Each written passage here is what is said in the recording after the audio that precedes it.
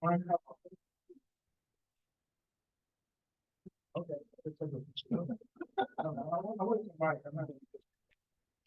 good back? We good? All right. We'll open it up again. We'll start with questions just for Hunter, and then we'll turn it over to Coach. Bob, get started, Hunter. Hunter, when you talked to John initially, did you really think you had a realistic shot? And kind of, what was that like initially? It sounded like he was giving you guys candidates, and then you said, "Well, what about you?" Right. He can't say no until I ask him the question to begin with, right, Bob? If I don't ask him the question during that meeting, how about you? Are you interested in our job? I mean, he spent 15, 20 minutes bragging about how great of a job this was. And so why don't you want it? And he kind of sat back in his chair a little bit, I think started to think about that.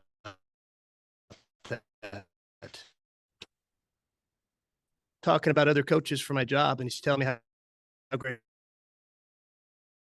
If I'm my job, if I don't ask him if he's interested, right? Murphy, South Democrats, that we've heard varying reports about what the NIL is going to look for men's basketball. What can you say to that? I will say that Coach Cal and I talked about NIL robustly. We've talked about it on the plane. Him and I are on the same page of where it needs to be for us to be competitive. We've got some ways to get there. Reports make it sound like it is a done deal and the money's in the bank. What I will tell you, that's not the case. We've got a pretty good program in place, but we're going to need help from people across this state to make sure that we give Coach Cal the tools that he needs to put a great team on the floor, not only this year, but next year and the following year. So him and I are on the same page of what it needs to be, and it's my job to give him the tools to make sure that he can be successful. A week between jobs, one leaving, one coming in. Did you ever envision getting through it that quick and getting a grand slam home run to come talk about? Yeah, well, I mean, if you read the reports, I didn't have it done by Saturday, and that wasn't quick enough, right?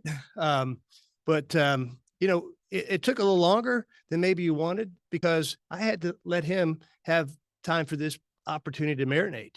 And he was very intentional about, he did not want to step on the national championship game on Monday night. And I know he was really disappointed when it leaked out on Sunday night. The leak from here. Yeah. So he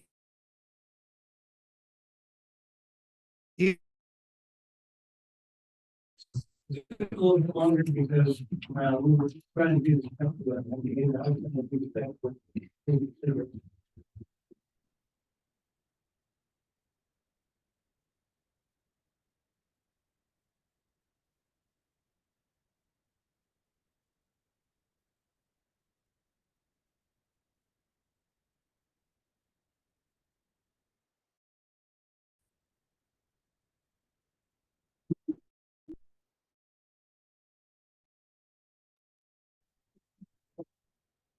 Well, two separate funds, quite honestly. I mean, we're going to go on a capital campaign eventually once we get a final design for the renovation to Bud Walton Arena. And so that's a totally separate capital campaign that we'll undertake sometime later this year. So I don't foresee it impacting the renovation of Bud Walton Arena. We have to make sure that right now, investing in bricks and mortar may not be the best decision as opposed to investing in our student athletes. And so I've really got to balance those two options.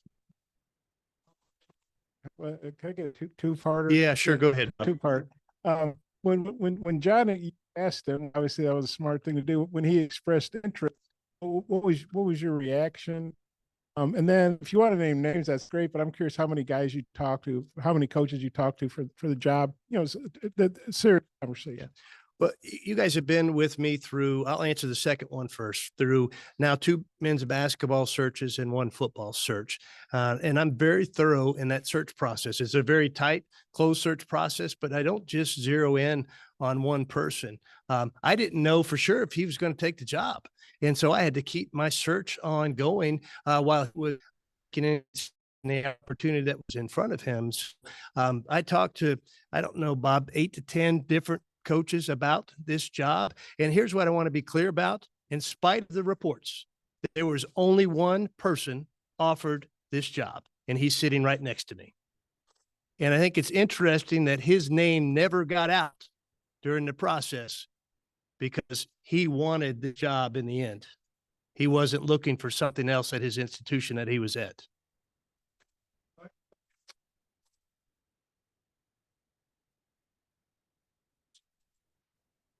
Here's some talk about that. I mean, your Hall of Fame credentials, Final Fours, everywhere you've been. What is it about Arkansas? Everybody knows what you bring to the table, household name. What is it about Arkansas that brings you to the thought that you can get another Final Four on your resume at your fourth stop? I called Calvin Sampson. He and I are dear friends. And I said, tell me about Hunter. Well, he almost jumped through the phone. And I said, what are you talking about? I talked to his assistant who used to work for me, Bilal, and he said, when you need things done, then he goes and does it. He's, what can I do to help you? We're going to get it done. I mean, what he did at Houston, the building, the practice facility, all this stuff. And what Kelvin needed so he could coach basketball. That got me to where I had to listen, because I'm going to say it again. Basketball coaches win games. Administrations win championships. And you know why? Because they want to. And it's important to them. And when some of the phone conversations, because the meeting we had, and as a matter of fact, he'll tell you the offer thing, how much time did we spend on it? You and I, 15 minutes. It was 15, because I got what I needed to hear.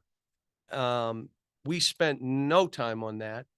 And, you know, but it was a commitment to what he wanted to do, and working with somebody, you know, he's a basketball player. Were you any good? Not very. Okay. I was a guilty. Neither was I either. So we're good. We're on the same page. But, you know, and I'm excited about this program. You talk about some of the best jobs in the country. In basketball, this is one of them. We can say what we want. This is one of them. This is a state that I'm comfortable in. It's how I grew up. I can't wait to go around and meet people and be in situations where they're going to say he's a regular guy. I hope. I don't think I'm this magician. I don't. People look at me different than I look at myself. And this thing, when we sat down, somebody said, what about Wednesday? It never entered my mind about coaching. 1 week ago, it never entered my mind. Thursday night was hey, I need my good friend John Tyson, who whatever John Tyson would ask me to do, I'm doing. I need you to meet with our AD. He's going to go through some stuff. I want you to talk to him and help him out. He's a good man. You're going to love meeting him. And we did. And then it was like all of a sudden, hey, what? Saturday and Sunday, we did. I said, I'm not doing anything in this championship. These kids have done too much. They deserve it. It got out and but we didn't speak. Neither one of us spoke, like talking about it. You can insinuate all you want. And then I needed a day. And then it was Tuesday morning, and it was okay. Let's go with this. So, you know, to be at a place like this, to do what I was able to do at Kentucky, I was happy. I loved it there. My wife loved it there. You know what? 15 years I was there, did everything I could, gave every ounce of everything I could. And you know what? I'm jacked about another opportunity. I'm like, let's go. Now, I met with the team. There is no team.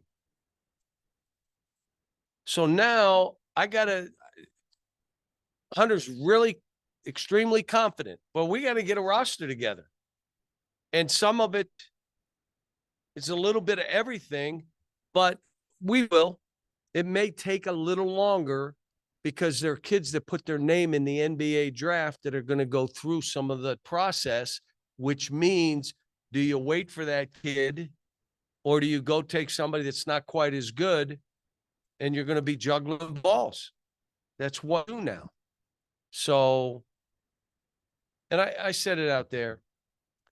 My initial thing when he asked me the question, I can't leave this team, the players. And it was Calvin that said to me, what are you talking about? They can go wherever they want. They can go wherever they want if you stay. If you go or stay.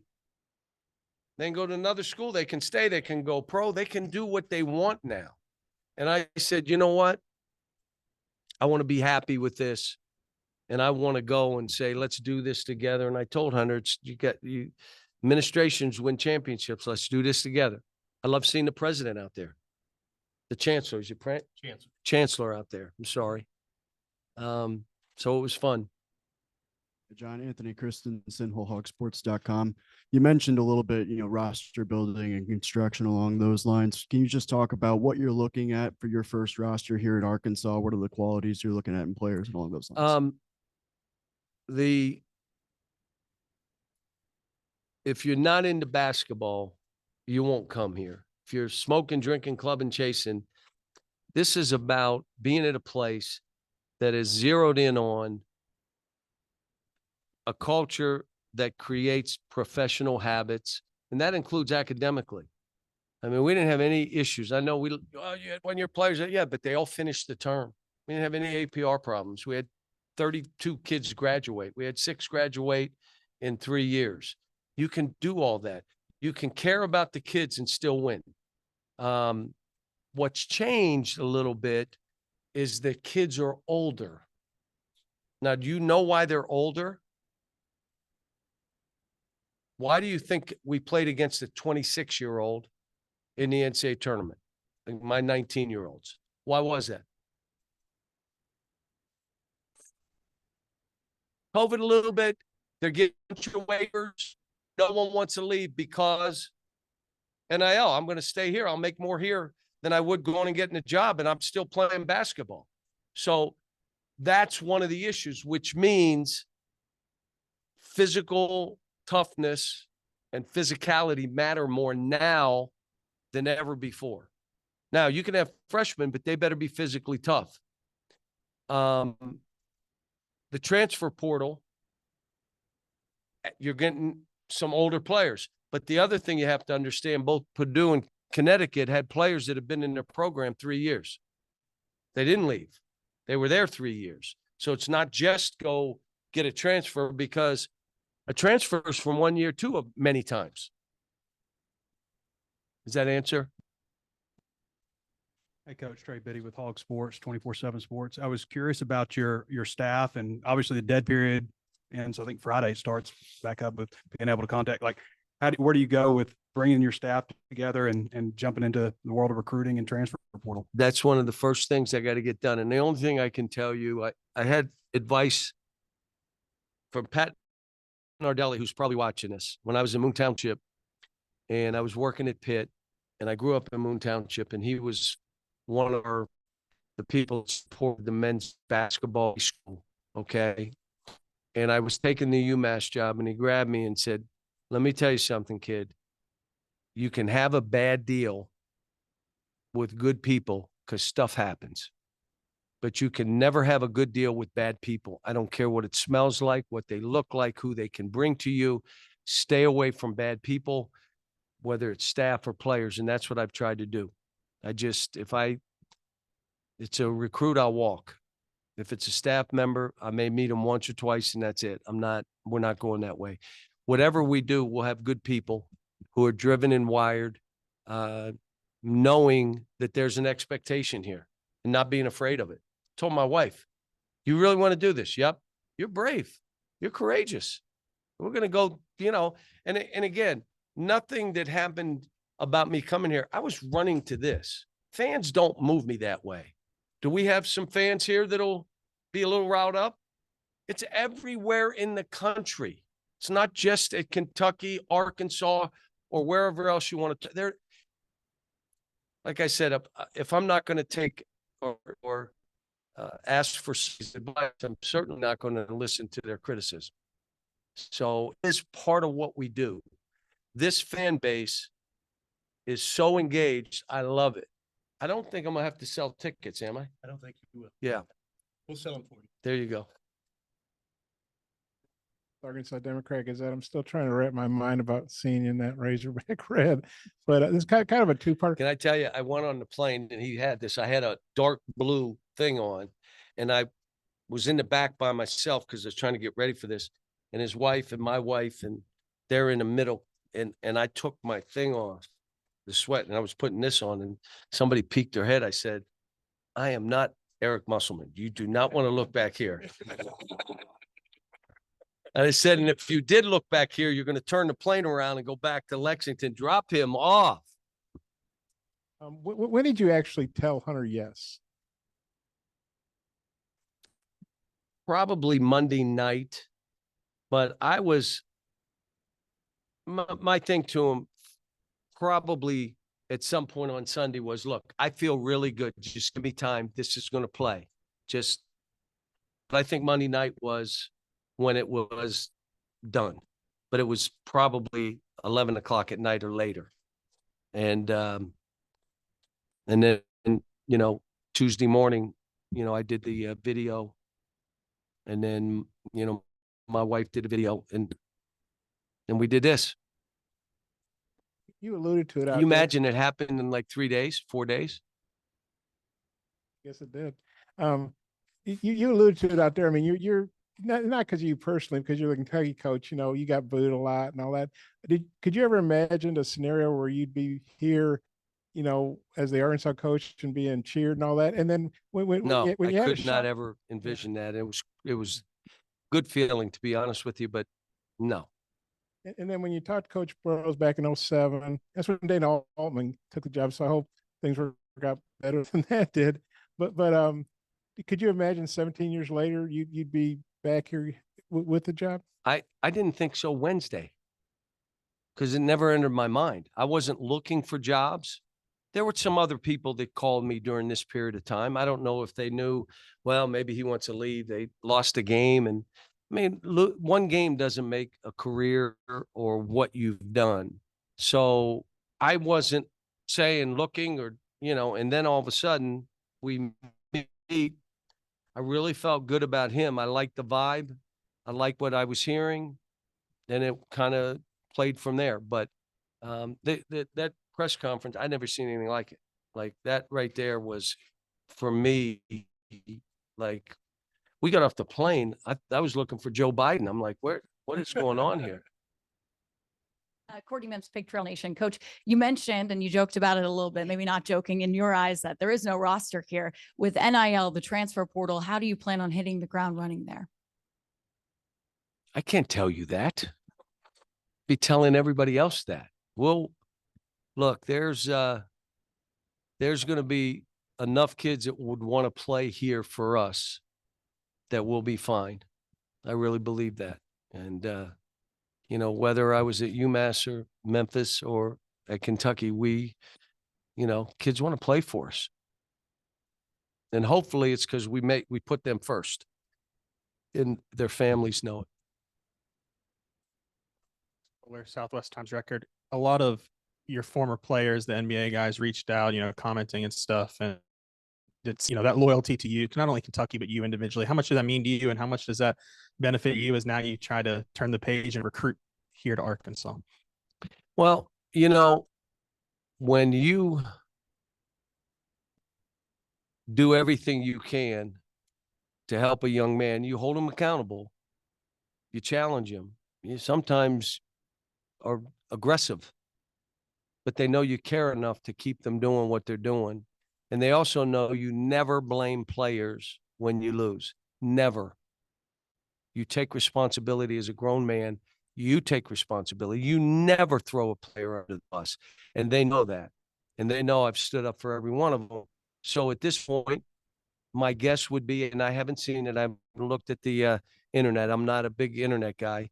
But if you tell me that they were saying good stuff, that makes me feel good.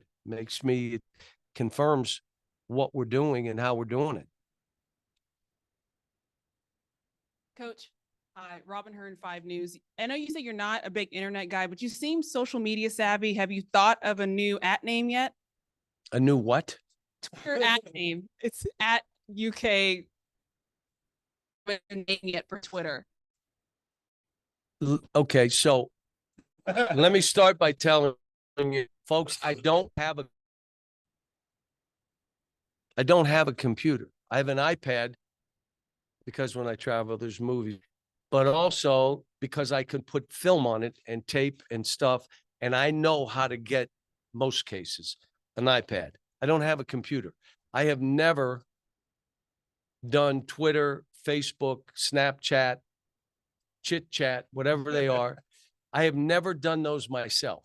So I've always had someone do it. Now I'll tell them what to put out. Now, the responses are none of my business.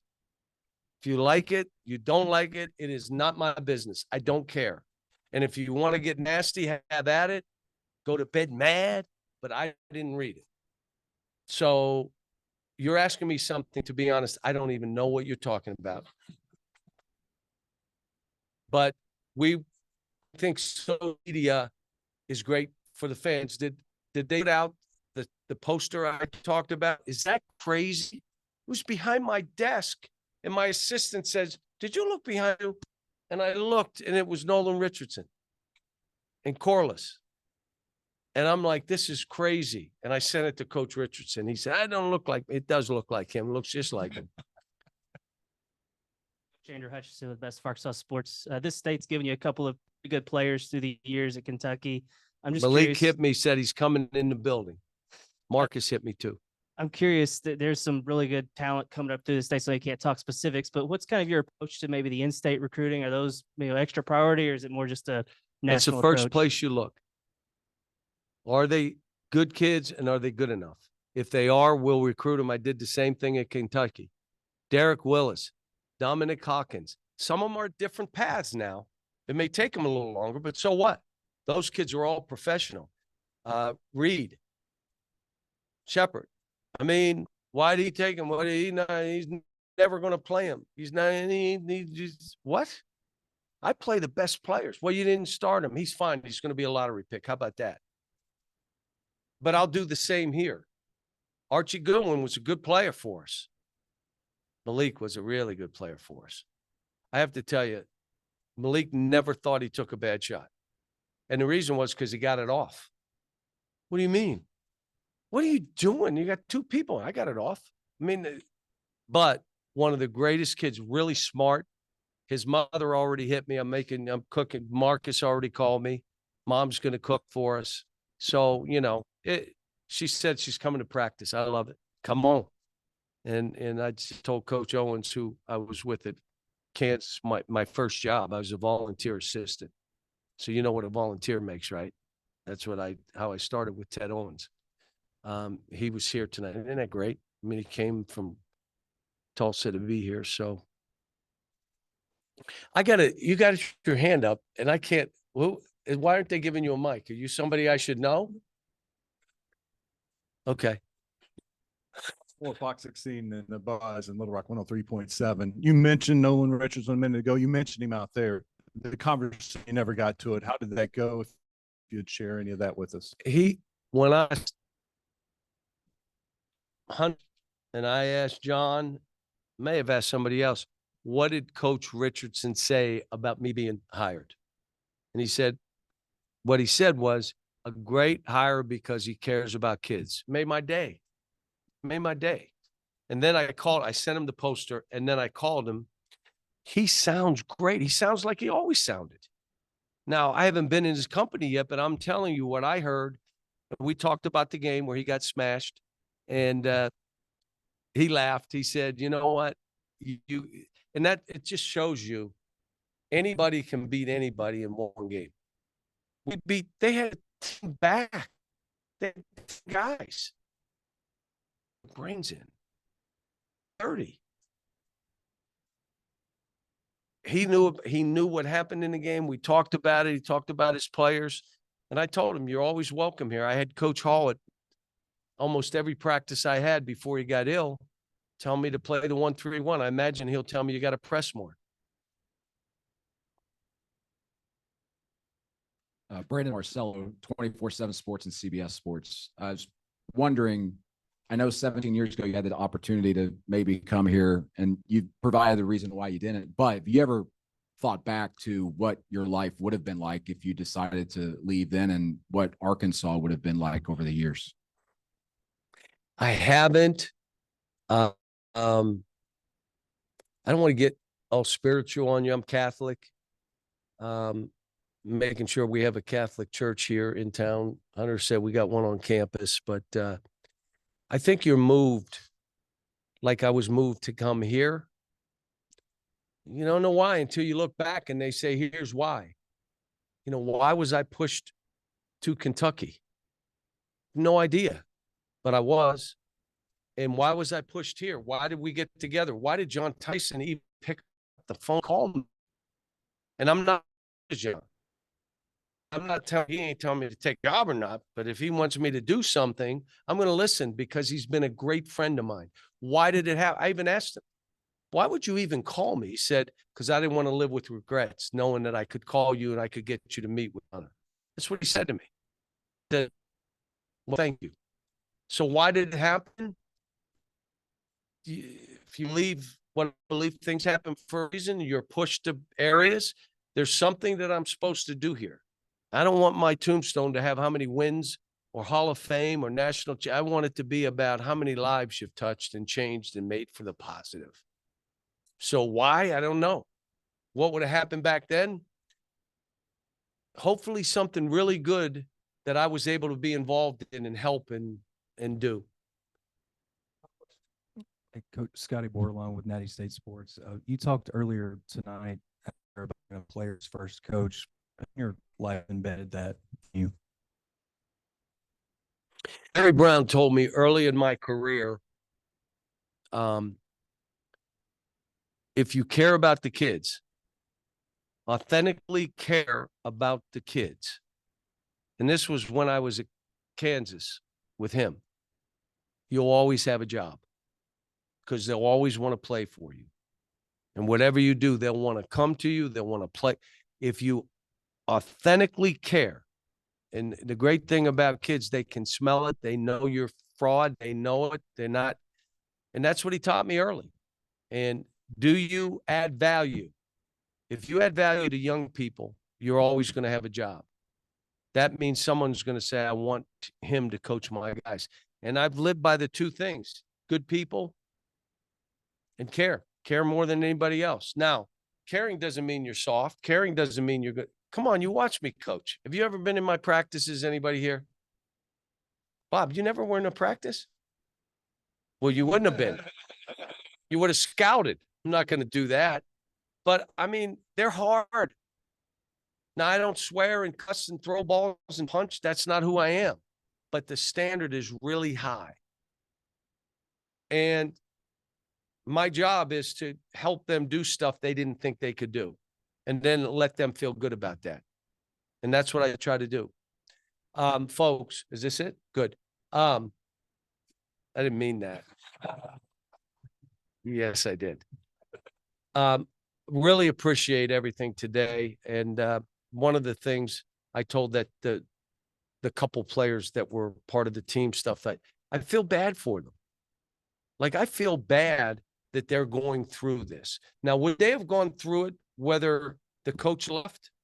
I feel bad that my guys are going through it.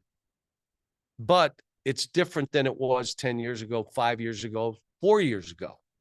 They now have the ability to do what they choose to do. So I'm looking forward to this. You can tell I'm excited. The fans seem to be excited. I haven't coached it down. I don't have a team. Please let me get stuff together. Then we'll all be excited. Thanks. Thank you.